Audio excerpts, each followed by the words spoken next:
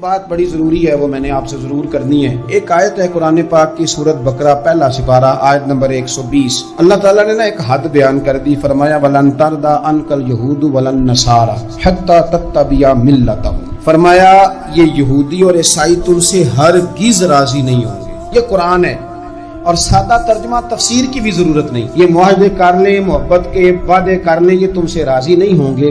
کب راضی ہوں گے؟ حتی تتبع ملتہم، یہاں تک کہ تم ان کے دین کی پیروی کرنے لگ جاؤ۔ میرا جب پہلی دفعہ پاسپورٹ بنا تو میں نے سارا پڑھا، کتابیں پڑھنے کا شوق تھا شروع سے۔ اس کے ہر صفحے پہ لکھا ہے کہ سوائے اسرائیل کے، یعنی آپ پوری دنیا میں یہ سبز ہلالی پاسپورٹ لے کے جا سکتے ہیں، خبردار اسرائیل آپ یہ پاسپورٹ لے کے نہیں جا سکتے۔ یعنی اتنی نفرت کسی ملک سے کہ اس پر لکھ کے چھاپ دیا ہر صفحے پر کہ یہ پاسپورٹ سوائے اسرائیل کے ہر ملک کے لیے کارآمد ہے۔ میرا سوال ہے عرب کے ان لیڈروں سے جنہوں نے اسرائیل کے ساتھ معاہدہ کیا، مجھے بتاؤ تمہیں فلسطین کی بیٹیاں بھول گئی نا ساری کی ساری؟ تمہیں وہ ماں بھول گئی نا جو مسجد اقصی کے دروازے پہ کھڑی ہو کے چیخیں مارتی تھی اور کہتی تھی کوئی علی کو خبر کرو کہ میری بچیاں قید میں ہیں؟ بھول گئی؟ تمہیں وہ بہن بھول گئی نا جس پر شراب کی بوتل انڈیڑتے تھے اسرائیل کے فوجی؟ وہ آپ کو ابھی بھی ویڈیو مل جائے گی، وہ انڈیلتے تھے شراب کی بوتل، اسے پکڑتے تھے، دست درازی کرتے تھے، اور وہ بیٹی کہتی تھی یا رحمت للعالم۔ بھول گیا تمہیں وہ سارا کچھ؟ تم نے ایک منٹ لگایا اور تم معاہدہ کس سے کروا رہے ہو؟ امریکہ کے صدر سے؟ اتنا ظلم کیا تم نے، اتنا قاتل کے ساتھ معاہدہ؟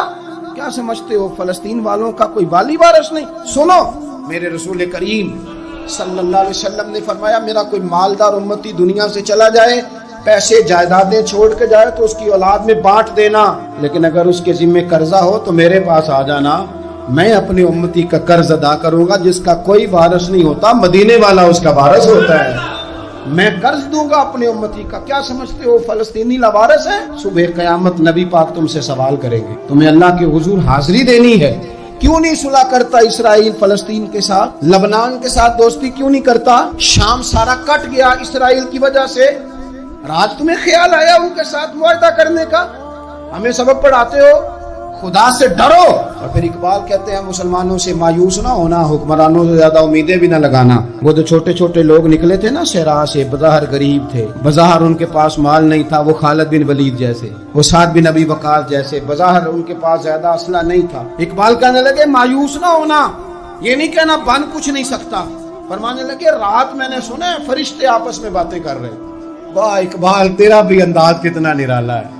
کہنے لگے رات فرشتے آپس میں باتیں کر رہے تھے، میں نے سن لی ہیں۔ بھلا وہ کیا کہہ رہے تھے؟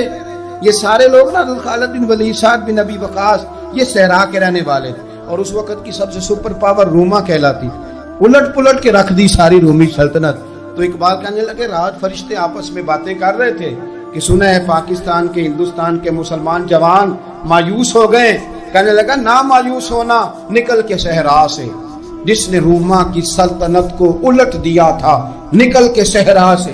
گرمی دیکھو اس شیر کی، ولولہ دیکھو اس مرد کا جو مصور پاکستان ہے، نکل کے صحرا سے جس نے روما کی سلطنت کو الٹ دیا تھا، سنا ہے میں نے یہ قدسیوں سے، وہ شیر پھر ہوشیار ہوگا۔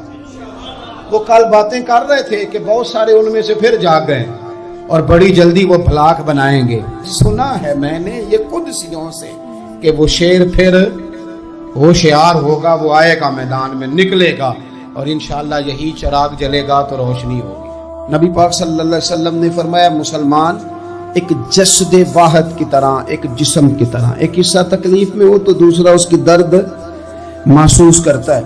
انسان کے وجود کے اندر سب سے قیمتی اس کا دماغ ہوتا ہے، اسی سے سوچتا ہے، اسی سے وہ عمل کرتا ہے، اسی سے منصوبہ بندی کرتا ہے، اسی سے وہ مومن ہوتا ہے، اسی سے معاذ اللہ کافر ہوتا ہے۔ اور وجود کے اندر جس کو درجے کے لحاظ سے بولنے میں بعض اوقات کم درجہ سمجھا جاتا ہے وہ پیر ہوتے ہیں، اور تو میری ٹھوکر کے بھی قابل نہیں، میں تجھے جوتے کی نوک پہ، پیر کی نوک پہ بھی نہیں سمجھتا۔ ہم یہ کہتے ہیں محاورتاً کہ تو پیروں کے قابل بھی نہیں، یعنی سب سے اعلیٰ درجہ دماغ کو دیا، دل کو دیا، اور سب سے ہلکا درجہ پاؤں کو دیا۔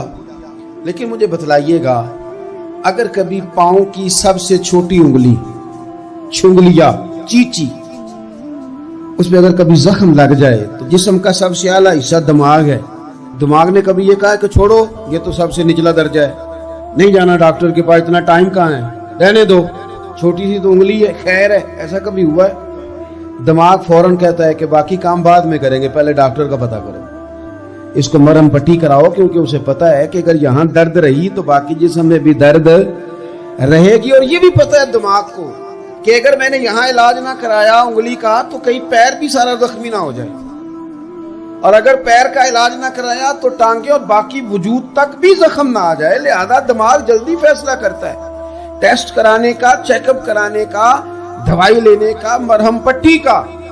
और मेरे भाई मुसलमान एक वजूद की तरह है। ये तो हो सकता है कुछ मुसलमान मुल्क गरीब हो और कुछ के पास तेल के कुएं हो, कुछ के पास सोने के पहाड़ हो। ये तो हो सकता है कि बाज़ औक़ात ये वो समझ लें कि हमारा दर्जे के हैं, लेकिन ये याद रखें अगर एक जिस्म की तरह हैं, सोचते हैं और हैं, क्योंकि नबी पाक ने फरमाया है, अगर इस तरह सोचते हैं तो फिर मेरा ख्याल है कि जिस तरह तेल के कुएं वाले को अपनी दर्द होती है ना, सोने के पहाड़ों वाले मुल्क को जिस तरह अपनी दर्द होती है ना, इस तरह उसे किसी को हिकारत की नजर से देखना नहीं चाहिए, क्योंकि जस्दे वाहिद है। और जस्दे वाहिद में अगर कोई दर्जा बड़ा भी रखता हो कि जनाब हमारे पास एक बड़ी जगह है, मुतबर्रक जगह है, हम बड़े हैं, तो आप बड़े हैं, लेकिन बड़ा दिमाग ही ये फैसला करता है कि भाई वो छोटा सा पैर का हिस्सा जख्मी है, जल्दी करो, इलाज कराओ।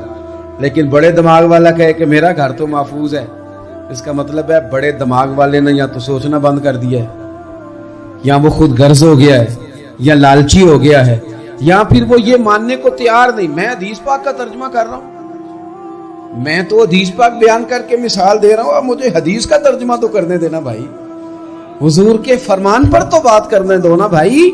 या तो उसने इस हदीस को समझा नहीं, और अगर समझ लिया है तो ये कैसे हो गया कि फलस्तीन की बेटियां रोती रह गई और तू रोया ही नहीं?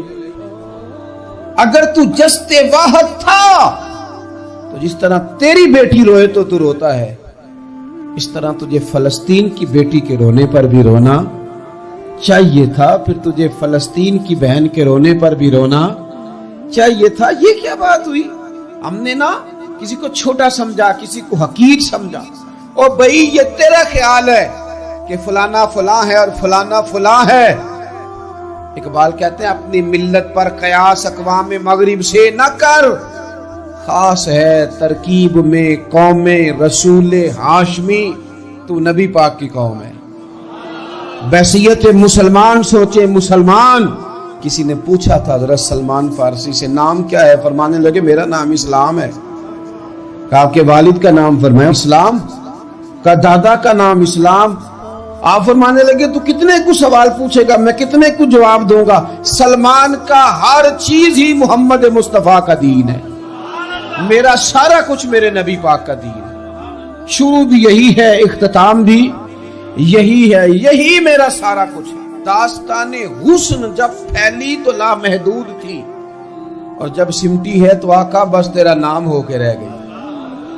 बस हम इतने के हम हुजूर के गुलाम हैं। तो मुसलमान होके सोचे, बैसियत मुस्लिम की अपनी जिम्मेदारियों का एहसास करें। इकबाल ने कहा था मेरी जिंदगी का मकसद तेरे दी की सरफराज़ी, मेरी जिंदगी का मकसद तेरे दी की, मेरी जिंदगी का मकसद तेरे दी की सरफराज़ी, मेरी जिंदगी का मकसद तेरे दी की सरफराज़ी, मेरी जिंदगी का मकसद तेरे दी।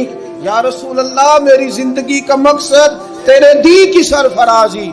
मैं इसीलिए मुसलमान, मैं इसीलिए नमाजी, मैं इसीलिए मुसलमान, मैं इसी इसके लिए काम किस तरह करें, जद्दोजहद किस तरह करें? तो हमें कहा गया कुव्वते इश्क से हर पस्त को बाला कर दे, और दहर में इसमें मोहम्मद से उजाला कर दे, दहर में इसमें मोहम्मद से उजाला कर दे। इकबाल से पूछा, इकबाल इस काम में मदद कैसे मिलेगी, किस तरह आगे बढ़ेंगे? तो उसने कहा बाजू तेरा तौहीद की कुव्वत से कवि है, अल्लाह तेरी मदद करेगा, तुम मुवहिद है, रब को मानने वाला है। बाजू तेरा तौहीद की कुव्वत से कवि है, इस्लाम तेरा देश है, क्योंकि तू मुस्तफवी है, तो मुस्तफा करीम का मानने वाला है, तेरी मदद होगी हर मैदान।